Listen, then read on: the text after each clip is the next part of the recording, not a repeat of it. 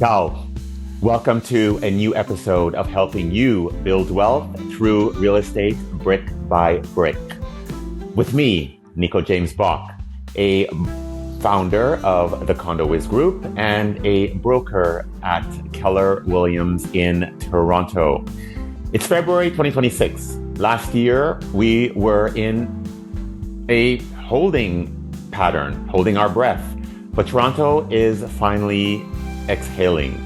The GTA, we are seeing a massive return to the office. It's a pivot that is trickling into residential and commercial demand. Today, we contrast the holding pattern of January 2025 with the high activity inventory-rich landscape of February 2026 in the whole GTHA. In January 2025, the average price was $1,040,994. Fast forward to January 2026, TRREB reports a reset to $973,289, down 6.5%. Sales volume is also down 19.3% year over year. As Sherry Cooper of Dominion Lending Centers notes, this isn't a crash. It's a healthy deleveraging where sellers are finally meeting the market. The inventory surge. January 2025 saw a massive listings spike, 12,392. By February 2026, while new listings are slightly lower than last year, 10,774, active inventory remains over 18,000 units. Benjamin Tal of CIBC calls this the opportunity wall. Buyers finally having the supply they've been begging for since 2020. Now let's look at the office rebound, the 5-day mandate. Q1 2026 is the year of the rebound for office space. Trophy building vacancy has plummeted to sub 2%, with big banks and the Ontario government enforcing 5-day in-office weeks. The 90-minute commute is dead for the most part. We are seeing a 15% surge in core condo inquiries as workers trade gas for walking shoes. The first-time buyer, the 45% factor. 45% of intending buyers in 2026 are first-time buyers. With prices at $973,000 and the BOC rates stabilized, the renewal wall of 2025 is behind us. Again, Benjamin Tal of CIBC highlights that doubling up, sharing homes, is peaking, and as prices bottom out, we expect a massive de-doubling wave to hit the spring market. The spread and B-class opportunity.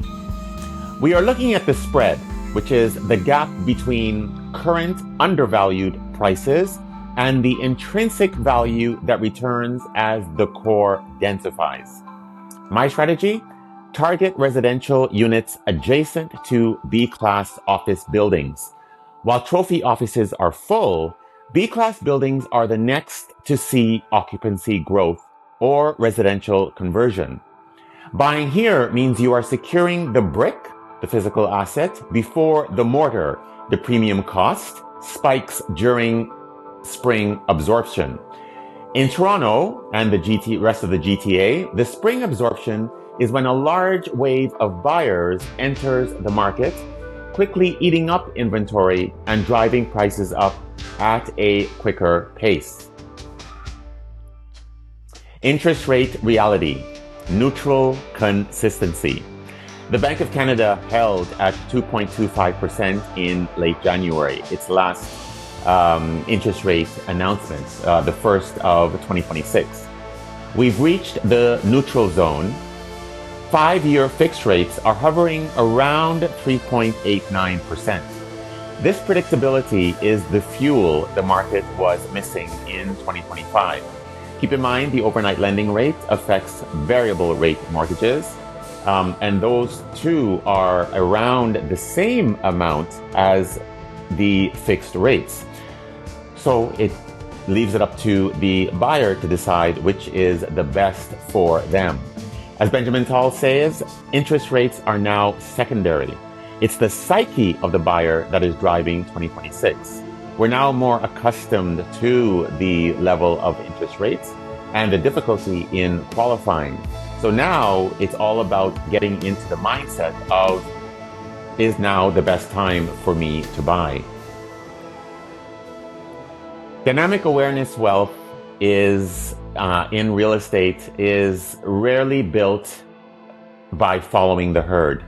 It is secured by identifying and acting upon changing dynamics before they become common knowledge.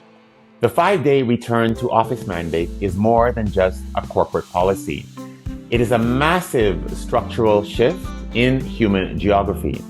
When you recognize these behavioral pivots early, you can secure assets in high-demand urban pockets while the general market is still in a wait-and-see phase.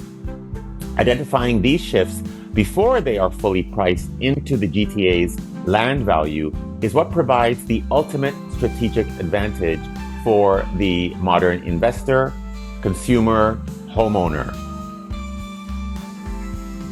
The pivot occurs at the intersection of a price reset and peak supply, basically the environment in which we find ourselves in now. By positioning now, you capitalize on this spread before the spring absorption wave consumes the current inventory advantage. It will take some time before the inventory is absorbed, but it is best to get in early before the massive wave, simply because you can capitalize on incentives, never before seen incentives, as well as other advantages to getting in early. There are many programs, as well as the seller's desire to let go of inventory. So that is an opportunity for buyers to capitalize on those assets. Join the conversation.